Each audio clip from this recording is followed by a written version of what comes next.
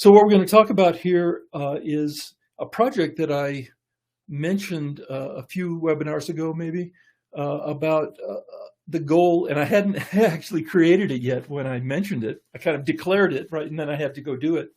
But the idea was to build a simulation model based on some data input, based on a data input Excel worksheet with a single click. And so we'll see. I'm going to keep you in suspense in terms of how that went, but that's what we'll be reviewing in this webinar, along with a couple other subjects. So here's our agenda: how to become a rock star by automating workflows. So that's really the reason why you'd want to do this, is to save time, right? And maybe improve accuracy, but save time by being able to automate some work that you do. And so I'll share with you some case histories from my work experience on how I did that and how it was quite successful. The other thing we want to mention in passing is why is simulation modeling necessary or important, especially if you're interested in lean manufacturing or in lean manufacturing or in mixed model manufacturing in particular. Where we're building many different models on the same production line that are different, that have different work content and different characteristics. So we'll just mention that. And then I'll talk about how I use ChatGPT and Claude. Claude, if you're not familiar with that, is similar to ChatGPT, like a competitor, I guess. How I use those to help develop this one-click process, right? And then, and so our overall goal here was to build a simulation model based on a single Excel data collection worksheet and with a single click, right? Click and it builds the whole model, right? And so I'll show you how that went here in a demonstration, kind of in the middle of the webinar. And then at the end, we'll kind of summarize what we've done and talk about future speculations, especially for the use of AI to do some of this work for us in the future. Okay, so here's my my case history from my own life, and this is probably, I'm dating this to the 90s. Yeah, the early 1990s is kind of when I was working on this. So I had already become familiar out of personal interest with something called DBase. Again, those of you that have some gray hairs maybe remember DBase. It was basically a database, PC-based database application. It was not a relational database model. It was a flat file model. So the data was stored in flat files, and if you wanted to relate them, you had to kind of do that manually. Look up different fields in different tables to try to relate them. Whereas a relational database kind of does that automatically when you create it. So I was familiar with DBase, and then this product came out called Clipper. And Clipper was a compiler for DBase. So DBase was an interpreted language. You had to have a copy of DBase to run it, and it would interpret the code real time. And Clipper allowed you to create executable files that you could distribute and send to people where they could run the program and they wouldn't need to have a copy of DBase. So that was exciting development. And so I was familiar with DBase and Clipper. So I did two things. I had two projects that really helped my career, let's say. And the first one was on the left side here was a line of balance program. So I was working for an aerospace company, and we had projects, and those projects were typically deliver 10 units a month for the next 12 months type of projects. And the lead time for each of those products was quite long. There would be outside processing, there would be a lot of testing involved, a lot of long lead times for materials. So what could happen if you weren't keeping track of things is that you only focused on part of this pipeline that you kind of see here I'm not sure if you can see my mouse, but on the bottom part of the line of balance slide. So you create a timeline of all the different processes and lead times, like a value stream map. But if you focused on one part of that flow and started ignoring others, you could find yourselves delivering on time, but then you're behind on some of the other some of the other critical path elements of the pipeline, and you're going to be late in the future. So the line of balance was a technique to help you not lose focus on, it's not just what you're getting out the door, but you have to keep focused on the entire pipeline and making sure things were on track schedule-wise to be able to deliver at a future date, which could be 3 or 4 months in the future. So I created a D-based program, to make a long story short, a D-based program that generated that collected the data for a particular product company, and then would also create this little graph, right? The line of balance that you see here demonstrated. So that became something that we were using for basically any project. It became, and for years after I even left the company, they were using it. So that was, that kind of put a feather in my cap in terms of my career, I'll have to say. And then the second one I worked on was when I joined a lean consulting company. And one of the things we would ask of our clients, our implementation clients, was a data file so that we had some software to calculate Kanban quantities. And primarily it was Kanban related. And we would ask them for a data file, a text file of their products and processes and part numbers and et cetera. And we'd give them the very clear instructions on what that file needed to look like, and it was never right. And we would just be going back and forth, sometimes for weeks or longer, trying to get the data file correct. And so I wrote a Clipper program that just looked at the data file that they would give us. In fact, we would give this Clipper file to them, the executable file, and what it would do is check or validate the data and give you a list of errors in that data. And then there was a button that said output, and it would output a perfectly formatted data file so that when it went into our system, we wouldn't have to be struggling. So that was a huge time saver, I'll have to say. And that, again, was beneficial for me and my career. So what I want to suggest here is that one pathway to rockstardom is to improve the processes in your department. And typically, if you're looking for some kind of, and that often means software of some kind, right? Some kind of tool. And you usually can't rely on your own company's IT department to help you do that. I mean, they're busy, and IT departments don't staff up to help other departments solve their small, local problems typically. If your IT department does, that's great, but usually they don't, in my experience. So you have to do this yourself somehow within your department or your area. And so if you can develop the skills and maybe today solicit the help of ChatGPT or AI to help you do some of these things, that can be a big time saver and a big benefit for you personally, right, career-wise. So, and that's what we're talking about in this webinar, a tool kind of like that. Now, why are we focused on simulation modeling in particular in this tool? Well, our specialty at Leonardo Group is mixed model manufacturing. So that's our wheelhouse. So designing a line that potentially has 100 different models with varying work content, maybe options that can be added to those products, and varying demand. So the mix of products can be changing as well. And so the point is that building a model of that ahead of time, before you actually even finalize the design or actually build it, it can be a huge benefit. So think of this as a wind tunnel.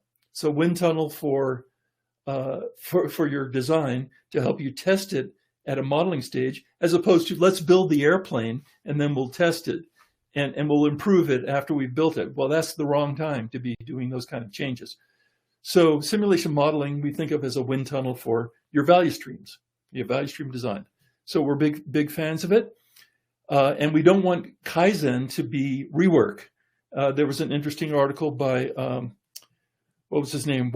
Jim Womack from the Lean Enterprise Institute some years ago, talking about this issue of too often Kaizen is actually a rework effort to fix something that should have been done right the first time. And we want to avoid that. And the worst time to be fixing a process is when you've already implemented it. That's the most expensive, that's the most disruptive time to be able to do that. So we're big fans of modeling. And this webinar, this one click, is a way to help us do that. Now, when we're talking about simulation modeling, we're talking about software, right? That you need a simulation software package. And we have our own that we developed in cooperation with the Karan Consulting Group in San Diego. And it's really a value stream simulator because it doesn't do all things. It's not like a general purpose simulation modeling software. And the other thing we wanted to do with our own lean design simulators, make it easy to learn, because just off the shelf simulation software can have a steep learning curve, and we wanted to make it easy. So in our system, you build the model in Excel and you look at the output in Excel. So software you're already pretty familiar with usually. And then the simulation piece of it is kind of a black box in the middle. So that's our lean design simulator. That's what we'll be using in this demonstration. So everything's done in Excel except the actual processing itself, which is done in a black box. And the benefit here is we can start using simulation fairly quickly, fairly easily, and inexpensively, I'll say also, to analyze throughput, analyze bottlenecks, and improve a process before you actually get too far down the road. And this simulator is included in our Lean Design Studio, which is our website, our platform.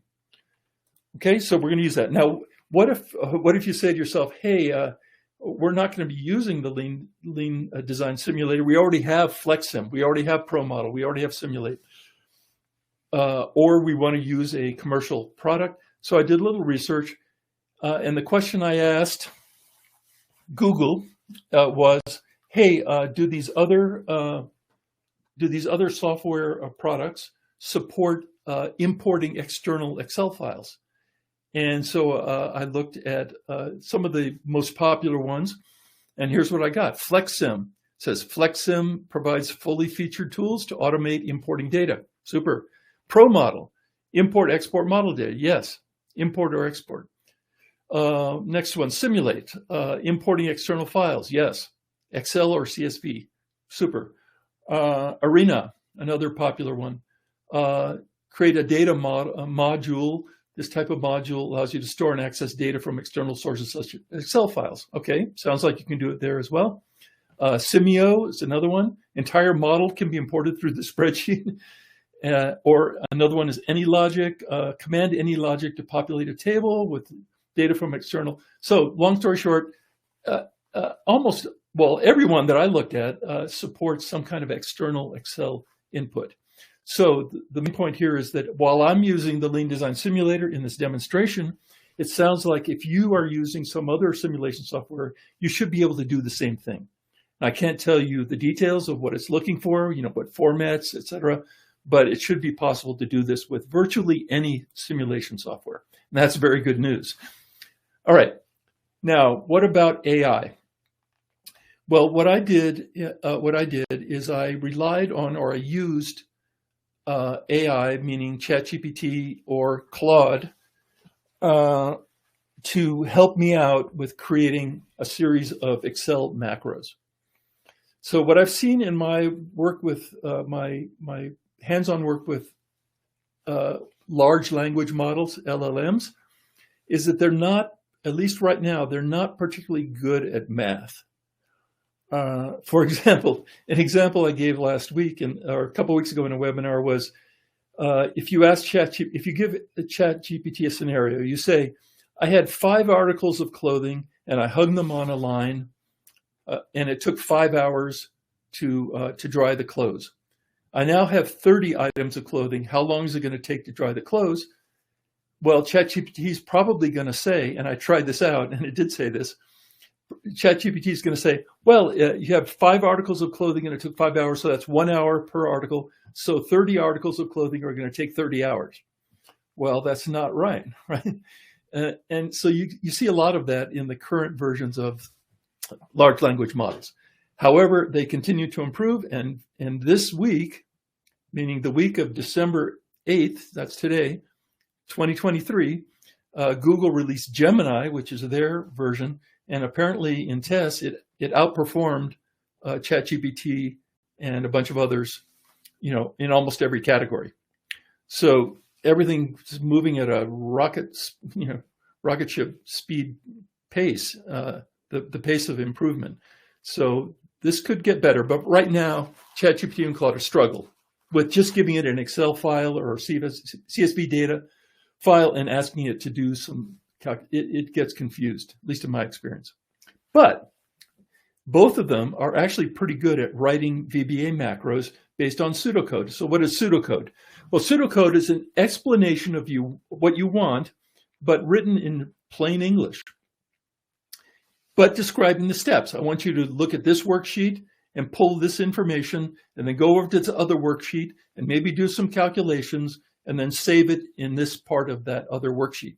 If you can describe what you want to do in that way, then actually ChatGPT and Claude are actually good, or even I would say excellent at creating blocks of VBA code and macros. Not perfect because, things happen. Maybe the explanation that I gave them, the prompt was not entirely clear.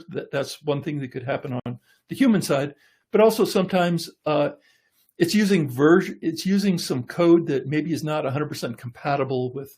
I've seen that happen, and I have to ask it to rewrite the macro or fix it. But you can do that as well. You can provide error messages, and it'll attempt to fix the code by trying other ways of expressing it. So what I did was, and this is key to success, I broke down what I wanted ChatGPT or Claude, I use both, to do into small steps. In this case, there are 18 macros that I used to get where I wanted to go. But when you break it down into small steps, then it's much easier to express it, right? To create it, to document it, to create the prompt, and then to debug it later on. Much easier. Now, final comment here. If you know no VBA, let's say you have no VBA experience, if we're talking about macros, you can still do this. You would just have to ask ChatGPT to fix anything. And eventually you may get to what you need. If you have some macro experience, writing macros or VBA experience, that speeds things up because you may notice what the problem is. You can just fix it right directly in Excel with the VBA editor. Or maybe you have a macro and you want to have something very similar to that macro. You don't have to go back to ChatGPT. You just copy it and make the changes. Repurpose code macros that already exist. That's something that's done all the time. So don't be shy if you don't know VBA, but if you do know some VBA, obviously it's helpful. All right, so let's get into it. What we actually did. Now, there's some data that we required to do this work that ChatGPT or AI is not going to help you with, and that's basically shown here. So what we have is an Excel worksheet, and what we're documenting here was taken from our mixed model line design workshop that we teach, that we use as an example. And it's a bicycle factory, and we have 10 bicycles, 10 different models that we're listing here, and a description of them. And then we have the volumes that we're using for design, so we don't have the same volumes for every one.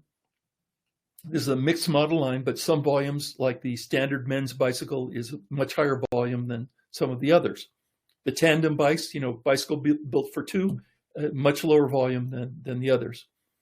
And then we have a section of this worksheet that documents the time, work content time, expressed in minutes in this case, for each model and process. And the processes are listed across the top, starting with column D, E, F, G, H, and I. And for each of those processes, disc brake, standard brake, handlebars, final inspection, and bicycle pack, we have some additional information. What is the flow name we're giving to that process? And the order, if you have the same process used across, or the same flow across different processes, which one goes first, which one goes second, which one goes third? And then is this a labor process or a machine process? We're keeping those separate. So if you have both labor and machine, we'd have 2 columns you'd have to have.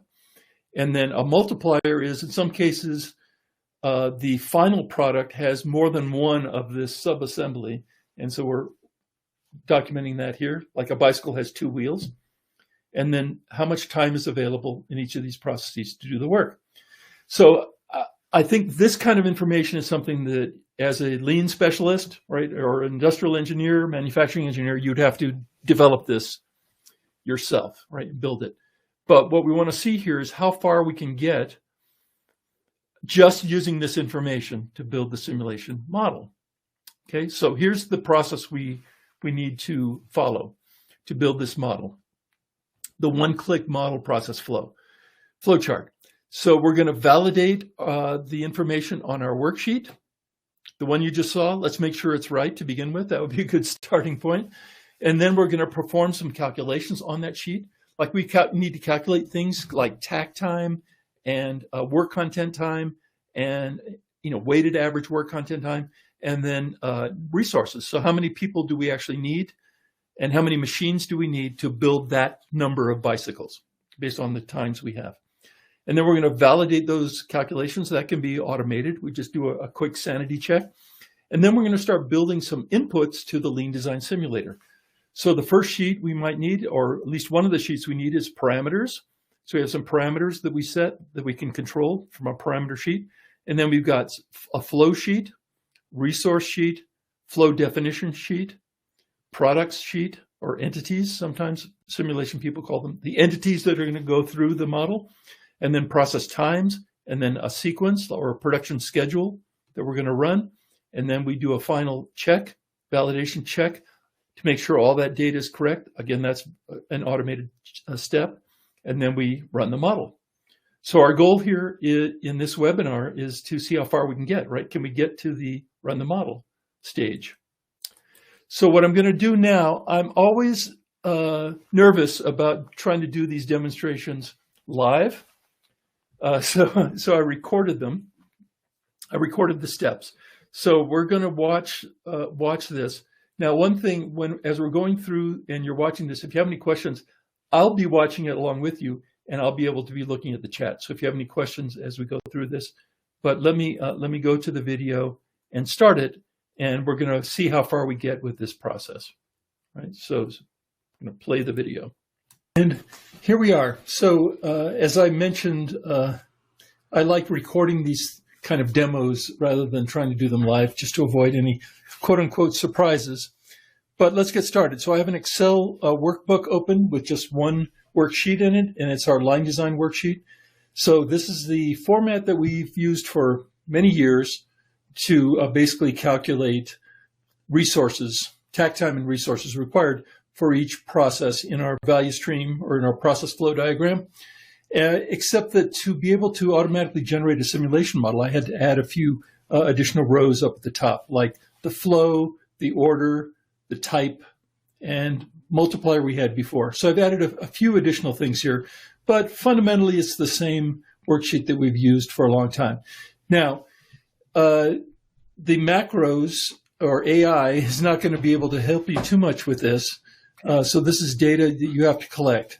So here are the products that we want to include in this model and descriptions. Here are the volumes that we want to assign to each of those models, daily volumes, that would be.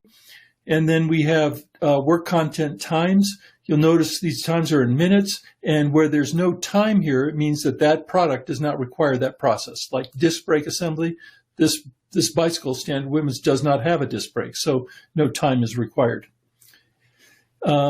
So far and so good. So this is work that you have to do on your own. But from here forward, the idea of this project that I'm sharing with you in this webinar is to try to automate basically all of the steps as much as possible from this point forward to the creation of a dynamic discrete event simulation model. All right, so let's go through it. I have my cheat sheet here because as I discussed previously in this webinar, I tried to break things down into modules, separate, smaller macros, so that ChatGPT or Claude would not get overwhelmed, and also it's much easier to debug a series of macros one step at a time rather than having one big massive macro. So I've got, I think it's 18 of them, believe it or not, and I'm going to go through and start executing them, and you can see what we've done. I'll try to move fairly quickly. So I'm going to use the view macros, and I'm going to select the macros from this list. You can see all the ones that were developed for this project. And I'm going to start with check data validity. So I created one to check, let's see, where are we? Check data validity to make sure that this form here is complete. There's no point in going forward if there's missing fields, missing data. So I'm going to select check data validity and run. It says validation is complete. That's good. A little message box. Number of errors, 0. So fantastic. We're ready to proceed. All right, just a little sanity check there. Now, the first thing we need to do is calculate then some data that's going to be appearing down here below for takt time, total work content time by process, and then the number of resources. That's the number of people or the number of machines that we need to include in our model. So again, the macro that I created is called line design calcs. View macros, line design calcs old. I have a new that I'm working on, but the old one is working perfectly, so I'm going to run it, and there we go. Operations completed, check the worksheet for calculated values. Okay, so what we have here down below is, based on this data above, we've calculated the process volume, which is not the same for every process. We have some optional processes here. So daily volume for each of these processes, the total work content in minutes required in each process, the takt time, that's simply the effective work time divided by the volume. And then total resources, 1.1 to 2.17, et cetera. And then this final row, workstations, is the number of actual workstations that we would need to physically have in our design. So, for example, here we have a need for 1.1 people because it's labor, but we would have to have at least 10% of the time, we would have to have 2 people there working in the same time, so we would need 2 workstations. So the default here at the bottom is to round up, but it may not always be the case if we can improve the process and, for example, get this 1.1 down to 1 or less than 1. Okay? So far, so good. Now let's get into building the model. I think we have everything we need to build the model. And let us go then to the next macro. And we're going to take it step by step. By the way, to build this model using our Lean Design Simulator, we need 6 Excel worksheets that provide different kinds of data. So the first one we're going to create is called Create Parameter Sheet. And there's a sheet, normally I keep this hidden, but we'll expose it here so you can get an idea of what's involved. So Create Parameter Sheet, I'm going to say run, and it adds a worksheet down here in the tabs. You can see it creates one called Parameters. And there's an opportunity here. It's tracking the different sheets that we're going to need to be creating, some default values for warm-up time, for runtime. And this is an interesting one here. This allows you to change the range of variability that will be applied when you say dynamically change the variability of the work content time. You can set the range of how much it actually changes it for low, medium, or high levels of variability. So that could be useful in the future. All right, so you don't have to touch parameters. That's just something that needs to be there. Okay, next one, we're going to start building the sheets we need. And the first one we need is create flow description. So view macros, create flow description. And what flow description, create flow desk sheet. Yeah, this one. And what this does is it just documents, a very simple one, it just documents the flows. So the main flow is the main line or the main process, final assembly, test and pack kind of processes. But we do have some feeder lines or sub-assemblies, if you want to think of it that way, disc brake, handlebar, and standard brake. So this is a very simple table, but it needs to be there to define the 4 different flows that we need to work on and document. Okay, the next one is called the resource sheet. And what I've done for many of the more complex sheets is I've simply tried to break it down again into pieces. So I've created the create step, which is just creating the sheet itself with the headers. And then we populate that sheet with data. So what we need here is create resource sheet. And there it is. And I say run, and boom, it pops it in there and gives us the headers and the formatting we need, but without any data yet behind it.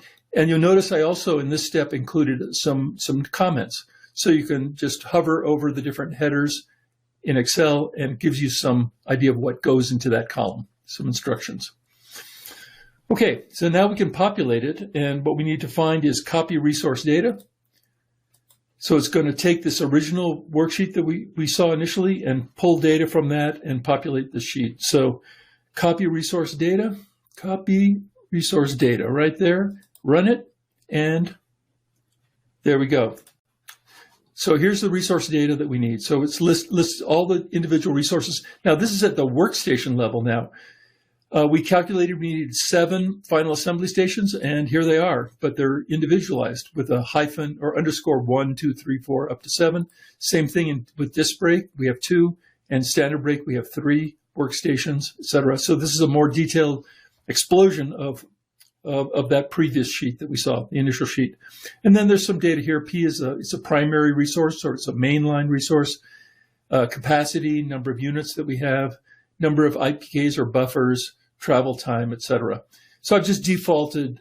These are all parameters that you can play with and modify in the model itself, but all these default values are needed to get started.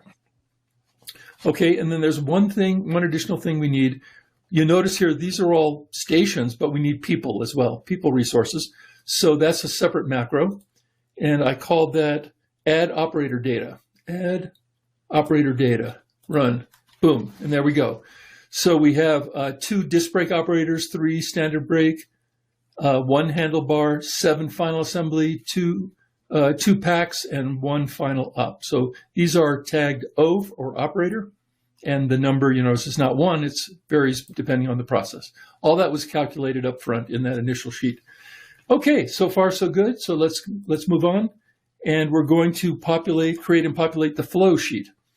So we need to create the flow sheet. So create flow sheet, okay, and click, and there we are. So there's the flow sheet. Same thing, you can hover over the column headings and get some idea what goes into that. And then we have a series of separate macros. This one's probably the most complex sheet that needs to be created. And so the first one we're going to create is copy flow data. Copy flow data. Copy flow data. A little bit up, sorry. Copy flow data, there we are. Run it, and it's going to populate the stations, the next location default, next location probability, number of operators, etc. Okay, that's good, but we're still missing some data here. And so this next macro is going to add flow description data. That's over here. We need to document the flow that's going to be associated with each of these stations. So copy flow data, flow description data. Copy flow, add flow description data, first one. Okay, and that's good job. That populated it. So disk break, standard break. Remember, these are the 4 flows that we identified initially. And then the next thing we need to add is next location. This wasn't quite right, so I just created a separate macro to identify what connects to what. So that's add next location, boom. And it adds the correct next location. As a default, it's connecting all the feeder lines to the first assembly station. That may not be true, but that can be changed here. And then assembled in the next process code means once that subassembly is consumed, then it's gone, and we don't track it to the end of the simulation model. It's no longer there. It's part of the final assembly product. All right, and then the last step is to add flow operators. You notice required resources is here, but we need people to do this work, and so we have an add flow operators macro, add flow operators, and that adds the required resources into the worksheet here. Perfect. So that's everything we need, I do believe, on this sheet. And that was 1, 2, 3, 4, 5 macros. All right, next one, product sheet.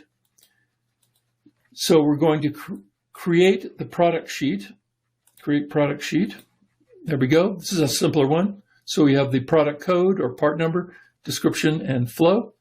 And then we have a copy products data.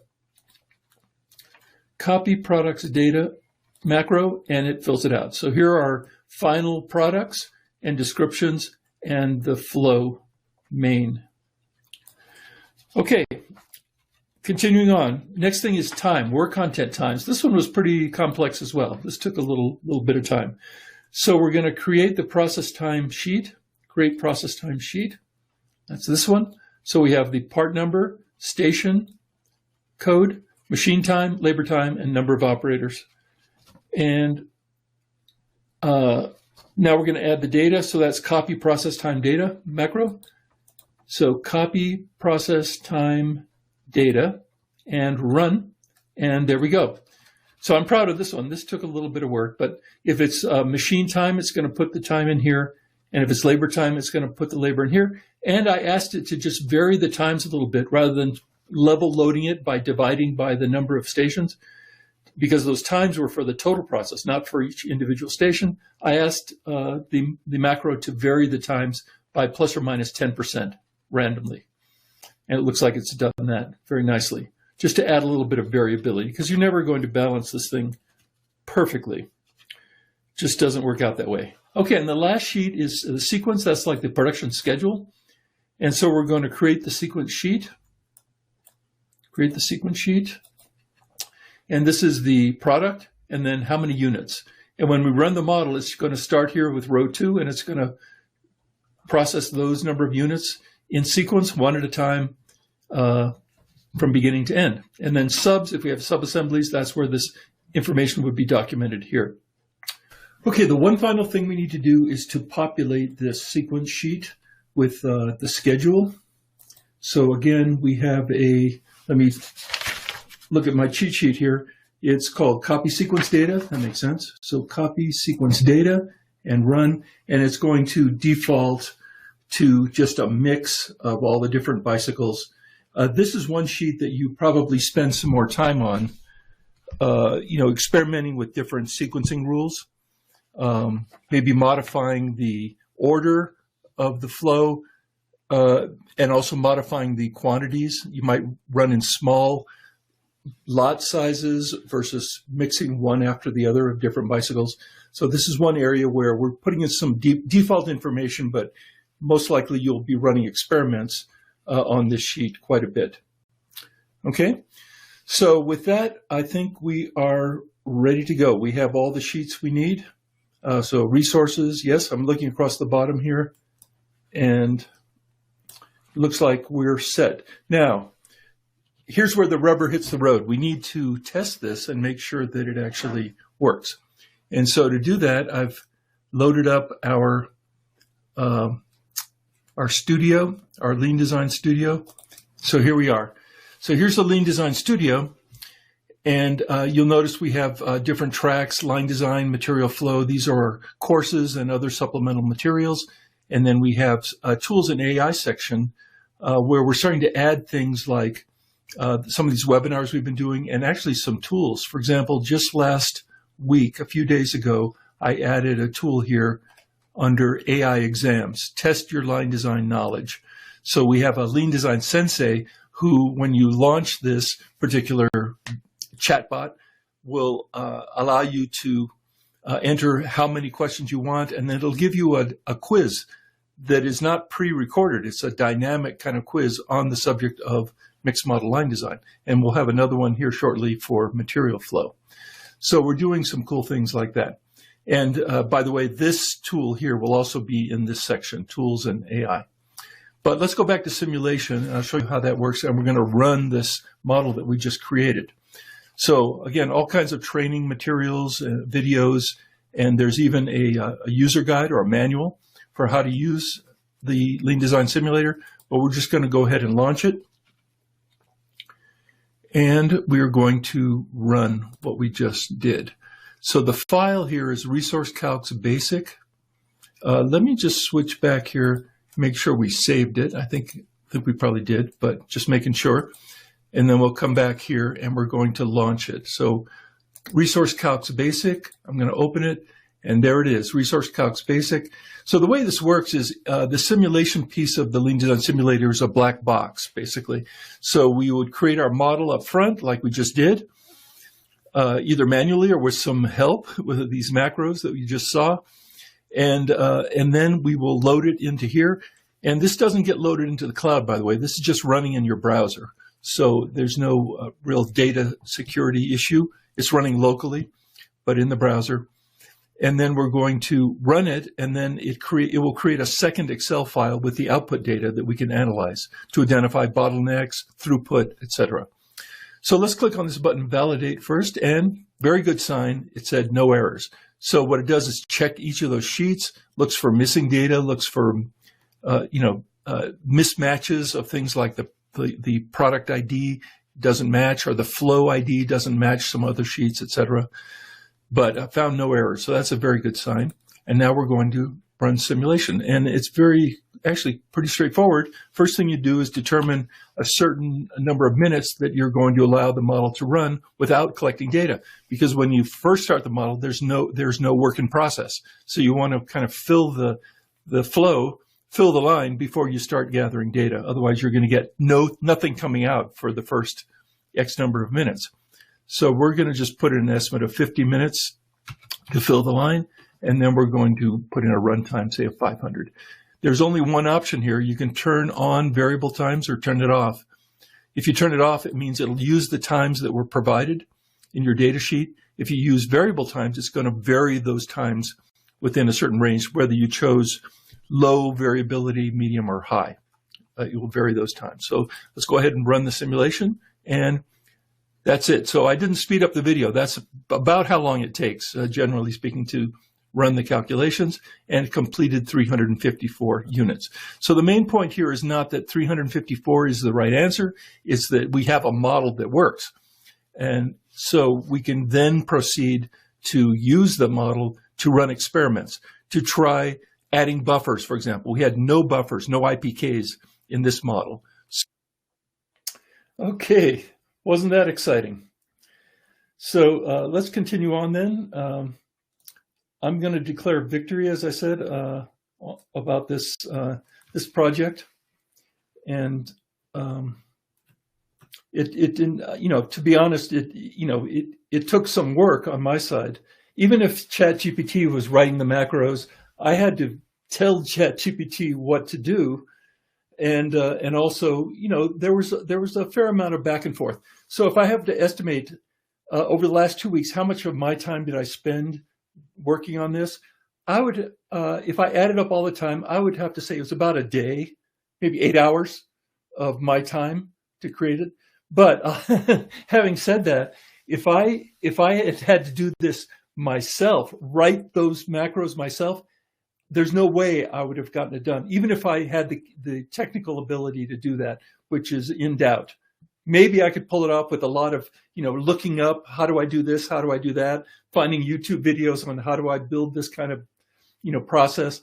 But what I had to do is basically run the macros, and I could make some small changes to the code myself manually, or in many cases, I go back to ChatGPT and say, hey, you need to change this or add that. But I would say 8 hours or so is how long it took me to do what you just saw. Now,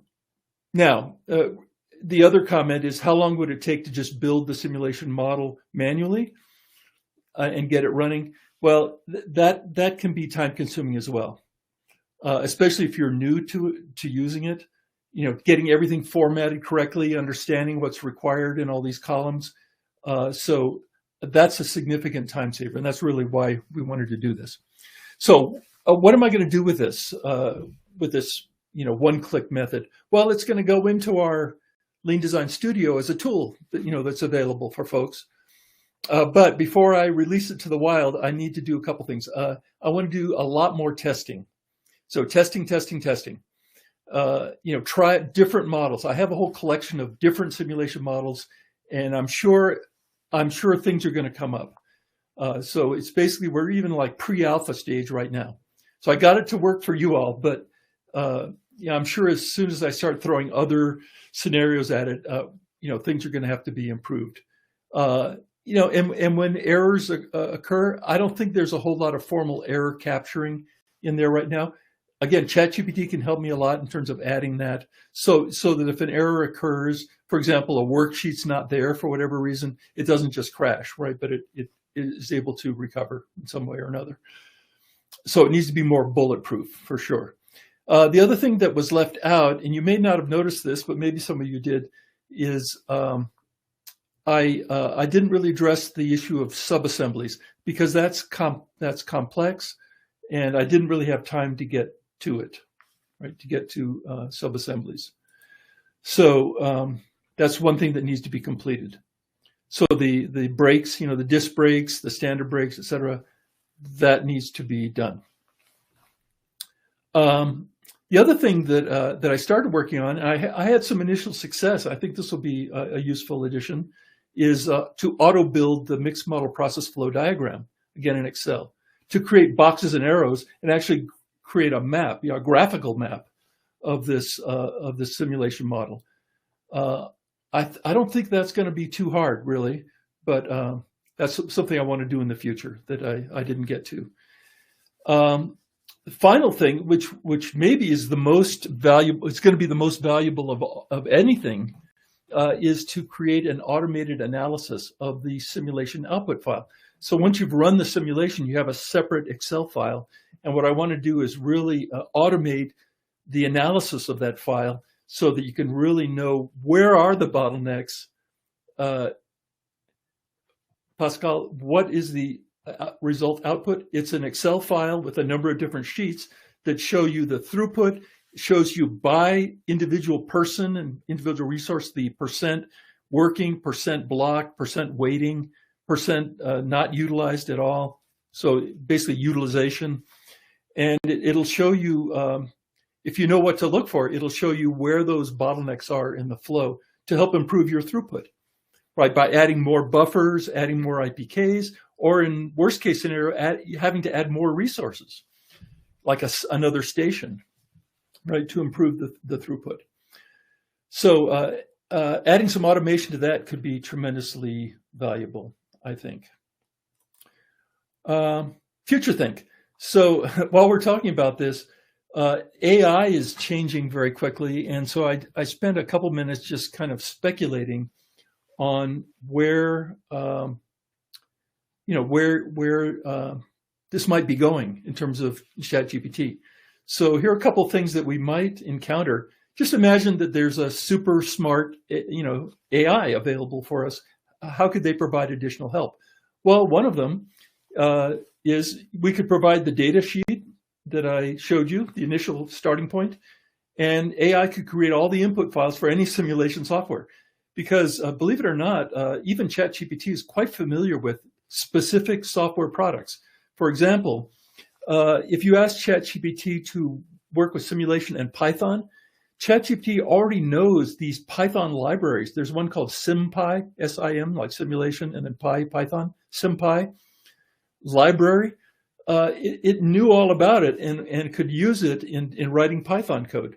So if AI is all-knowing and knows all these products like ProModel and FlexSim, it could just generate the input data you need without creating all these macros, right? It just does it directly.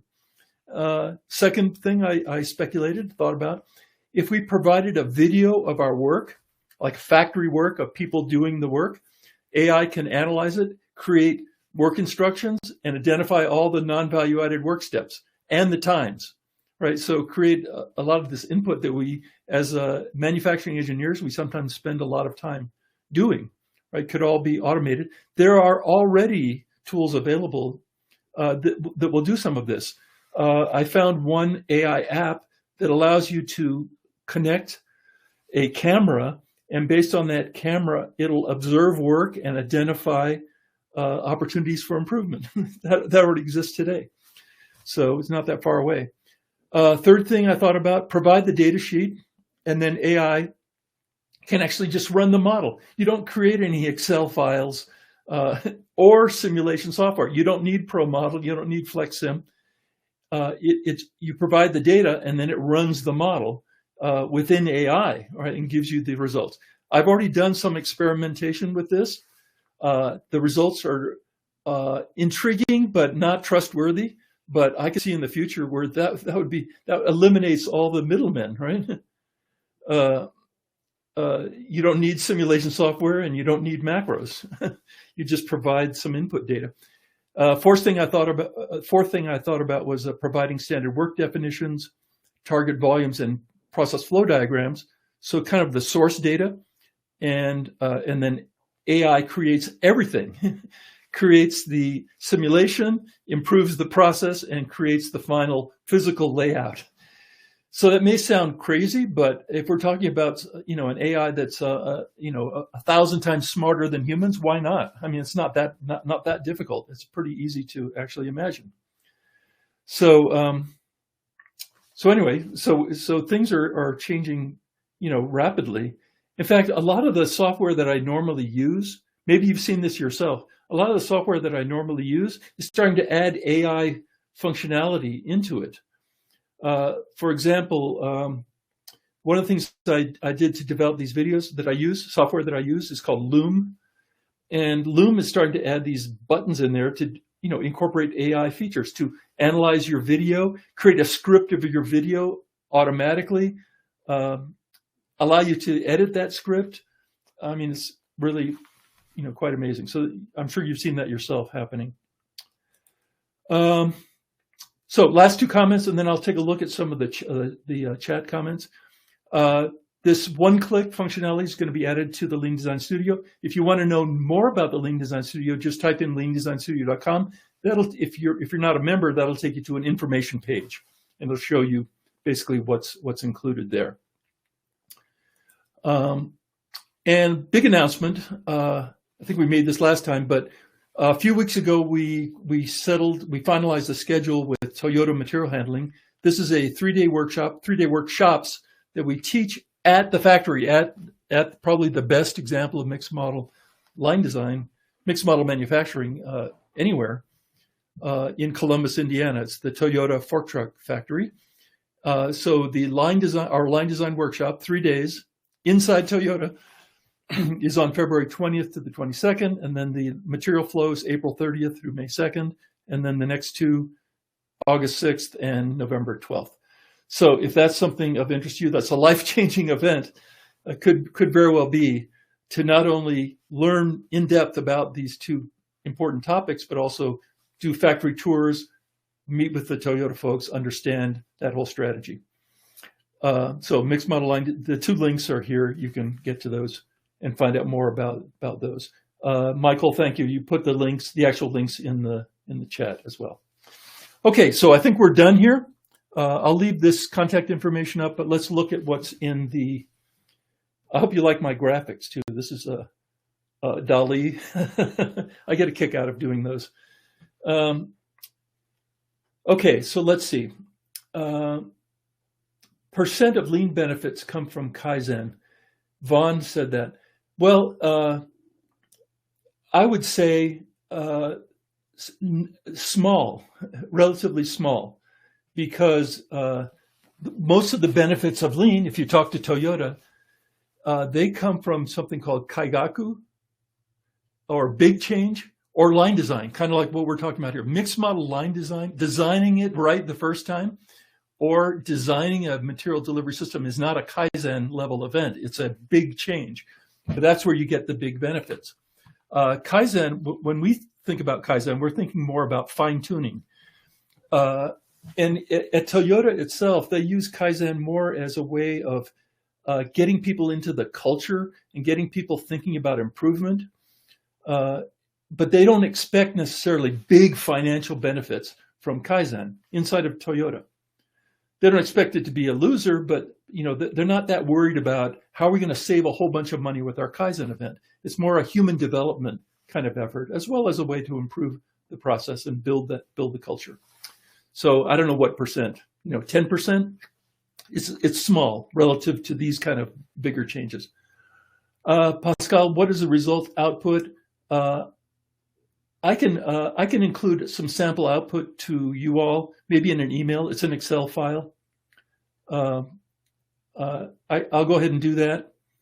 But it's an Excel sheet that shows throughput, across the entire timeline of the run. And then most importantly, it shows by individual resource, by workstation and by person, what percentage of their time was actually adding value versus waiting versus being blocked versus idle time. And that's where you can really zero in on where the constraints in the flow. It's like theory of constraints. Where are the constraints? And then you take action first in the model to improve the flow. So Stephen, I'll send a sample output of that to all of you. You can see that. What else? Vaughn, connect, question mark. Not sure what you mean there. Could you manage Kanban simulation in a pull flow? Good question, Pascal. I don't think that this would be effective to simulate a Kanban system because you've got potentially thousands of parts, right? And so you'd have to somehow model the workflow and then connect to that the usage of components tied to Kanban bins. In theory, that would be possible, but I haven't seen that being done, and I'm not sure of the value of that either. I'm not sure of the value. The way that Toyota responds to Kanban, in other words, the concern is, am I oversizing or undersizing my Kanban bins by using modeling? But the way Toyota handles that is they typically will size their Kanban to a very low quantity, like several hours of usage on the line, but then they have very frequent delivery cycles. So I think that's the way they approach it, and that makes more sense to me rather than trying to build this probably would be enormously complex, right, simulation model. Okay, so let's see. I think we're going to have to, that's it. So any other questions you think of in the future, you can shoot me an email. You see my email address here, but we'll call it a day. We're exactly at an hour. And the links to the 2 Toyota classes are here in the chat as well. So thank you so much, everyone, for staying with me, and look forward to seeing you at the next webinar here in the near future. Okay, bye now.